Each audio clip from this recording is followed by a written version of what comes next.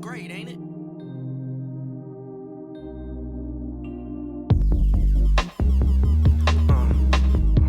I know they fake, I know they hate, ain't nothing new to me. Told them listen when I talk, cause when I speak, I'm dropping jewelry. I love this lifestyle, it seems like the way for me. But I plan on doing better, so I told my mama pray for me. I know they Islam.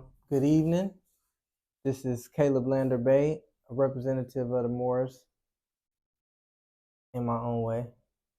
And this is meant to be an informational video for all those interested in Moorish history, interested in American history, interested in world history. So I thought I'd come here and show y'all a little what I've found, what I've learned. You can expound on it if you feel like you have a problem with something I'm saying. Go ahead and try to challenge it. So we're going to start with understanding the true history of America before European contact. And I'm going to be reading from a few books. I don't know if you can see this. It might be backwards. But the book is Wonderful Ethiopians of the Ancient Kushite Empire by Drusilla Dungy Houston. And Miss Houston is very important because she did a lot of her studies in the early 20s, 1920s, and still relevant to this day.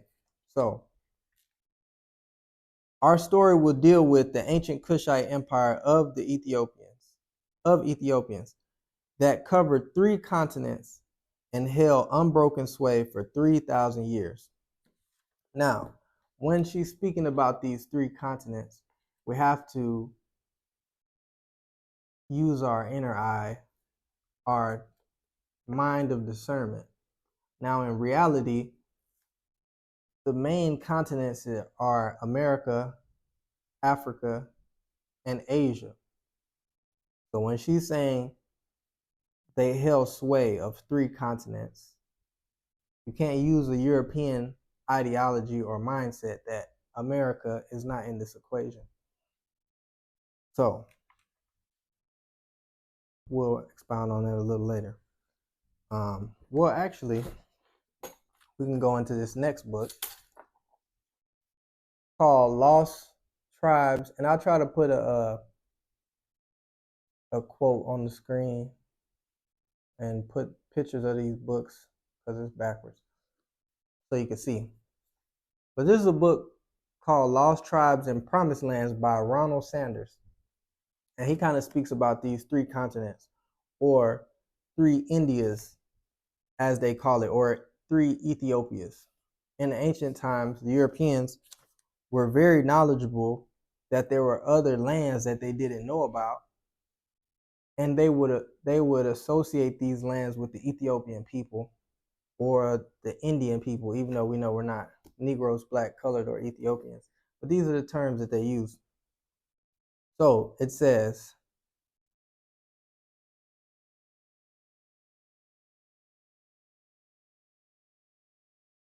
starting roughly with the 5th century apocryphal writer, the Pseudo-Abdias, who described the exploits of the apostle Thomas, Bartholomew, and Matthew in each of the 3 Indias. This latter concept became a standard one in the Middle Ages.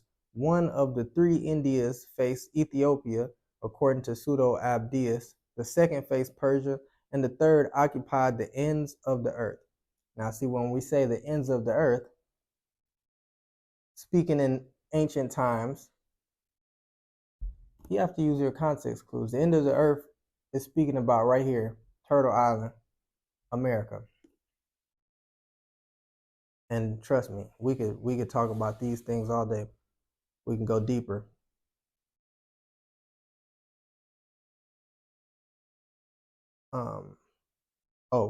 The third occupied the ends of the earth between the ocean and the realm of darkness. When they're speaking about the realm of darkness, you got to understand this is coming from a European perspective, a perspective of people who didn't normally sail past the Atlantic Ocean. So anything past the Atlantic Ocean, which they used to call the Ethiopian Ocean, if you look on ancient maps, because the Ethiopians or the Moors were the ones that ruled this ocean, they will call that the realm of darkness. The third became especially fruitful for the geographical imagination, the region of untold islands in which the plural terms Indias, etymologically one and the same as Indies, came to rest for once and for all. There also were less mysterious, more valid definitions of the three Indias among medieval geographers, but for most Europeans, even learned ones, the term covered a vast and distant region of dark-skinned peoples, culminating in the countless array of islands in one direction, and in Ethiopia, the biblical Cush in the other. Now, mind you, this is a European author speaking about the dark-skinned people of distant regions, culminating in a countless array of islands. We all know where the islands are at. And what do they call them? They call them the West Indies. I don't think we actually take into thought these words that the Europeans used to identify the native people over here in these lands. They called this part the West Indies, and over in Asia, they call that East Indian. So we have to think about, well, what was the correlation between us and them? What did they see when they came over here that made them call this land India and call that land India?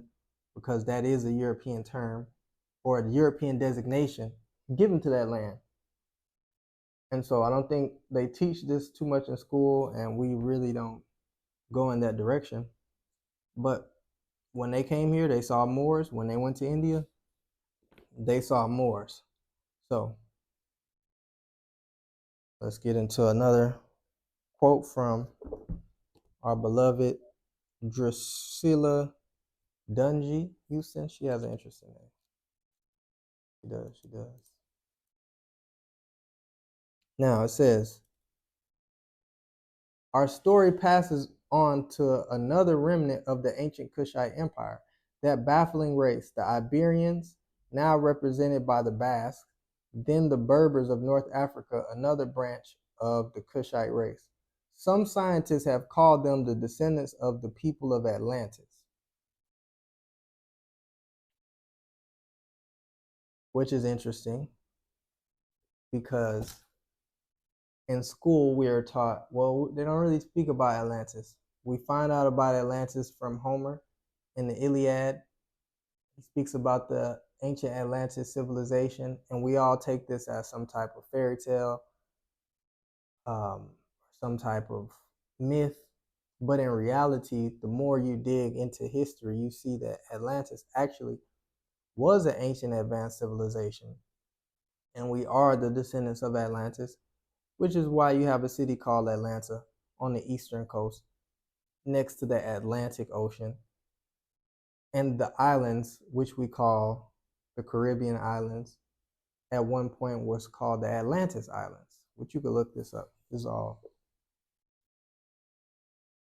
verifiable facts. So it's important to understand. I know some people might wonder, okay, what's the point of this? When a people are telling you your own history, it makes it hard for you to love yourself. It makes it hard for you to understand yourself.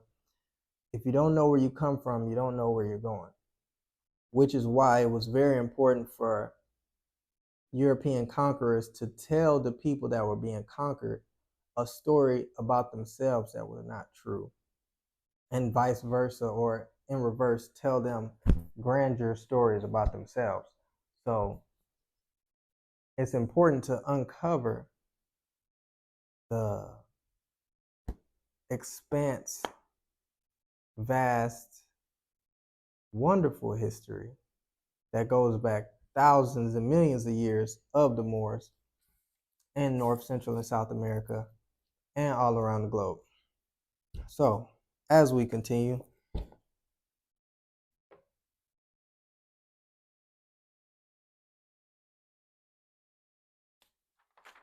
I want to make two other points and then we could kind of wrap it up. Well, no. I have a few more.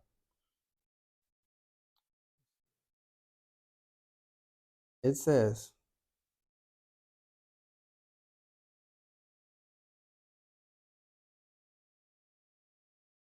Atlantis could not have been mythical, for her rulers were the subjects of the art and literature of all of the primitive nations until the fall of paganism long after the birth of Christ.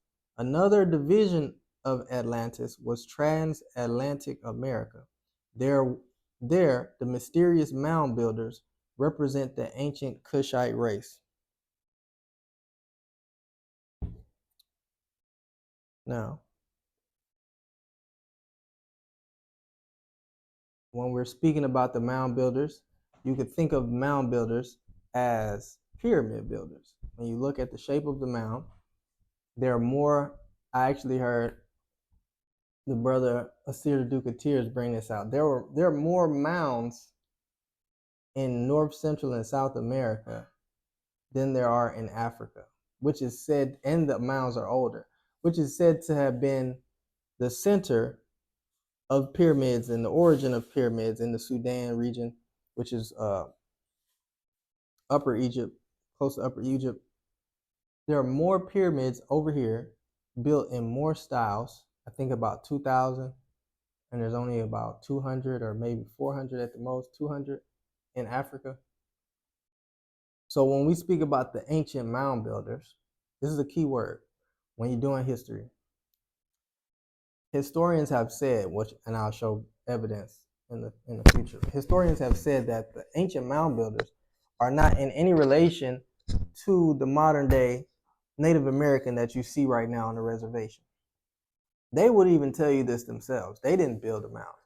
The people who built the mounds were more ancient and more advanced, more civilized. And as we would progress, we will see that these people, in fact, are the Kushite race, if you would use that word race, the Kushites, the Hamites, the Moabites, the Moors. And you can also see the correlation with the culture as long as the display of the culture. So with the pyramids, you will see a lot of practices that are very familiar to our brothers and sisters that actually come from the continent of Africa, which goes even further back to the island of Atlantis.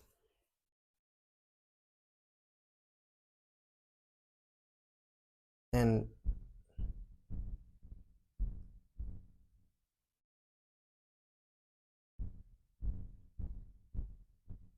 I really like this book. If you have a chance, you should get it.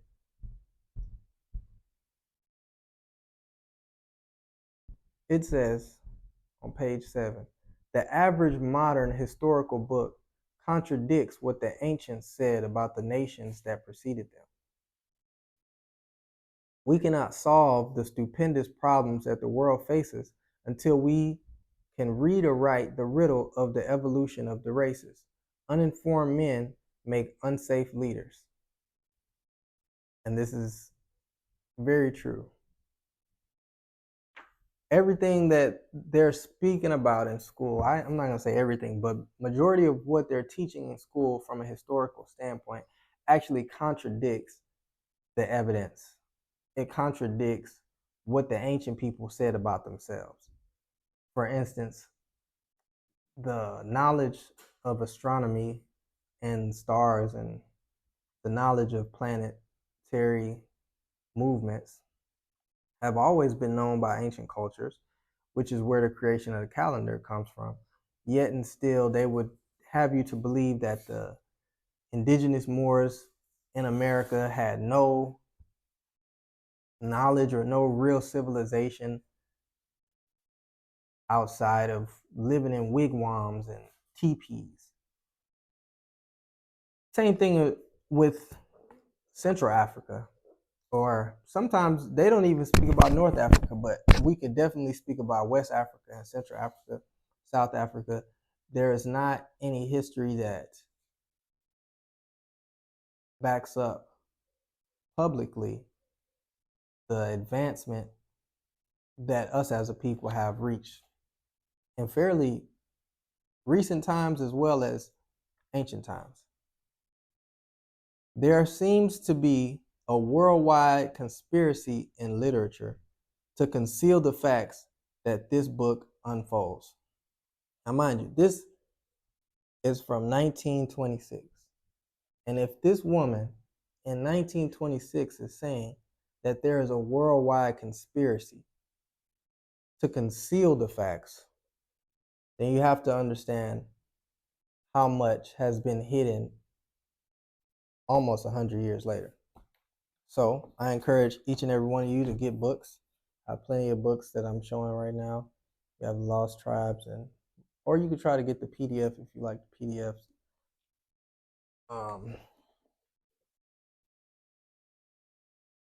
Then I want to go here. This is Nature Knows No Color Line. I would work on by J.A. Rogers. I think it's backwards.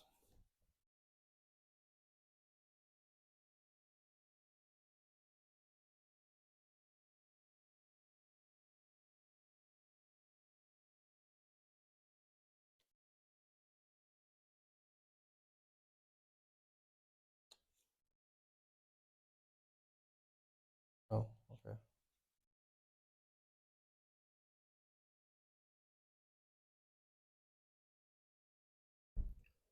So this is page 79.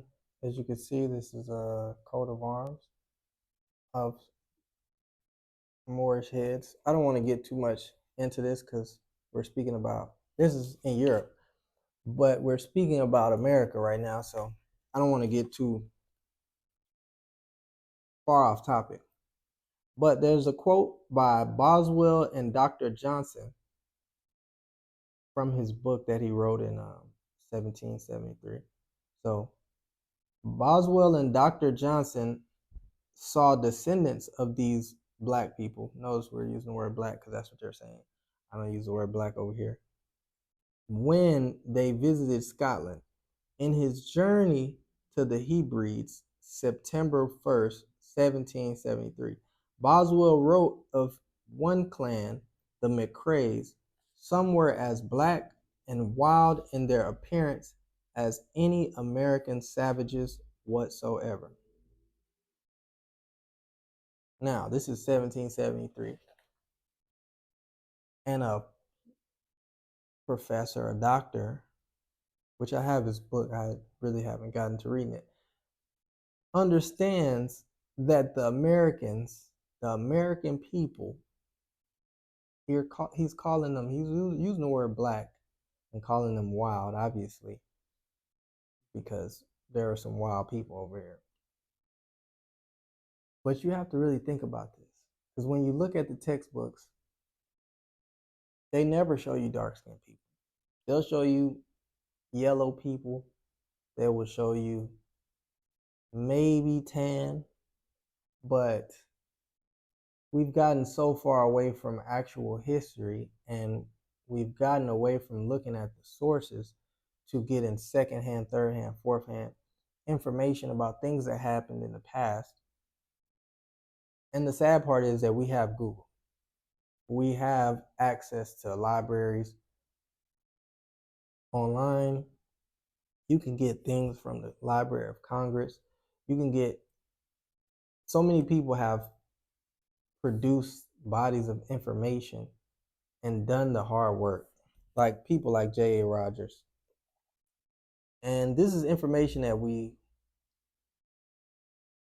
have to digest, and we have to acknowledge, not just to speak about it out loud, but to internalize it and make a difference, because the way we've been acting and conducting ourselves is based off of our lack of knowledge, our lack of information. This is why people can come from other countries and outperform the indigenous Moors, because they have knowledge of self. Even if their knowledge isn't 100% true, they still have some sense of knowledge. And when it comes to us in America, our knowledge is being stopped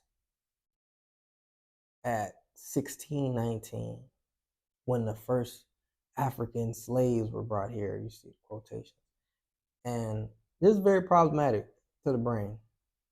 This is very devastating to the psyche. And so it's very imperative that we understand that not all of us were brought here on slave ships. A lot of us have been here. Of course, we've mixed up and mixed in a lot with people all over the world, but that still doesn't change the fact of who we are. And it doesn't change the fact of how they view us. So, and when I say they, I mean anybody that's not from here, even how you view yourself. So we're gonna get into two more volumes, because there's so much, and I just wanted to get this out to give you guys some homework. It's another book by a man who is actually a Native American, Jack D. Forbes. Africans and Native Americans: The Language of Race and the Evolution of Red Black People. This is some problematic language, but it's okay. We'll get into that. We gotta stop calling people crayon colors. All right, this is not proper scholarship. It's not intelligent, and it's very problematic with how you view yourself. To call people brown people and black people and white people and yellow people, and then if you look in the history books, you're not going to see these type of words. A lot of the history books that we read that have been translated from other languages, they superimpose the word black or superimpose the word Negro, and then so we think that this is how ancient people spoke, when there were no such words like this before 1500.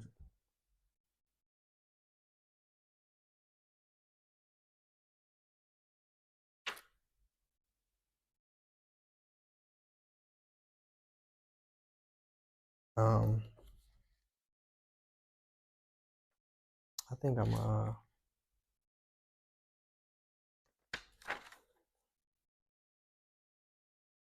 think I want to.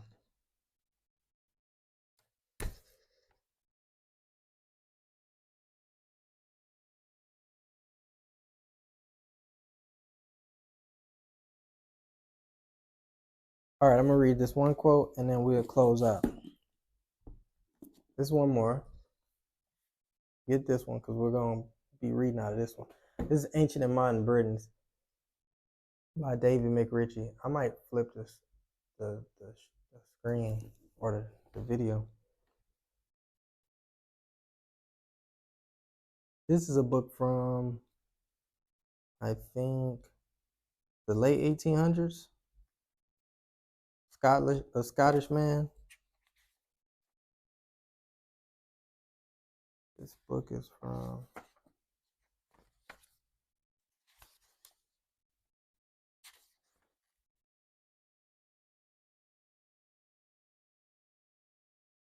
I don't know. I'll figure it out. It's the late 1800s, early 1900s. Like really tail end. So we get to page 13, and he says, in addition to the black or brown and yellow races, you see what I'm saying? This yellow, brown, black things, these are denationalizing terms. These are terms used to hide the true identity of the Moors, because that was one of the ways that they enslaved people, by taking away their nationality, taking away their religion, taking away their sense of humanity. And every human person has a nationality. This is one of the laws, or this is one of the things that the United Nations passed in the Declaration of Rights of Indigenous People, or Declaration of Rights of a Child. Every person has a right to a nationality. Every human has a right to a nationality. That's how we know that we're humans, because you have a nationality. You're not red, you're not black, you're not white. It might feel good to say these things, but it's very intellectually stifling, and it's not productive. But we'll read. You just have to know these things when you read it. In addition to the black or brown and yellow races, already spoken of as prehistoric Europeans, there is a theory that a copper-colored race, closely akin to some branches of American Indians, once inhabited Europe, or rather the southern parts of Europe and North Africa. I'm going to stop there. So here, David McRitchie is expressing that there's a group of people, the ancient Europeans, that are closely akin to some branches of the ancient Americans. And they once inhabited Europe, or the southern parts of Europe and North Africa. These are Moors on both sides of the Atlantic.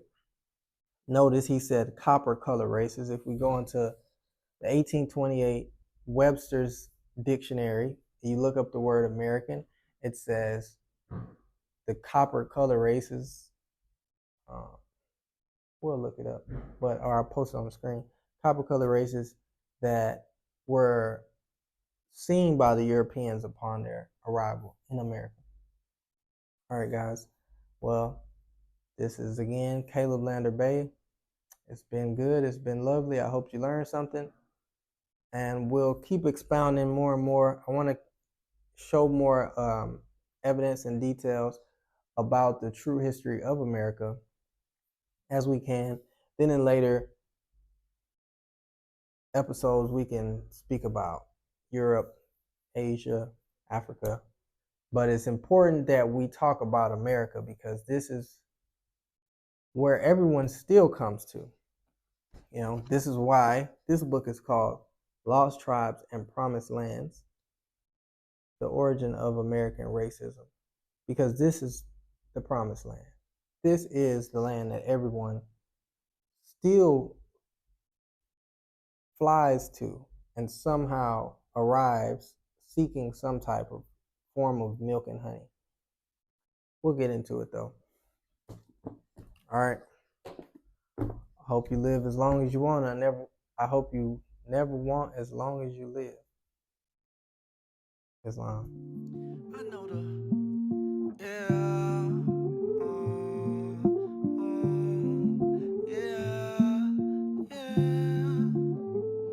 that's great, ain't it? I know the weather ain't the same outside. Building the shit we had to make alright. Too busy selling, so we ain't got time. Told them the truth before we change our mind. It shots fired, but without a sound. Look how we coming, ain't no backing down. I know you scared, watch how we conquer fear. Faint hearted ain't got no place. They love me cause I'm passionate. No, I ain't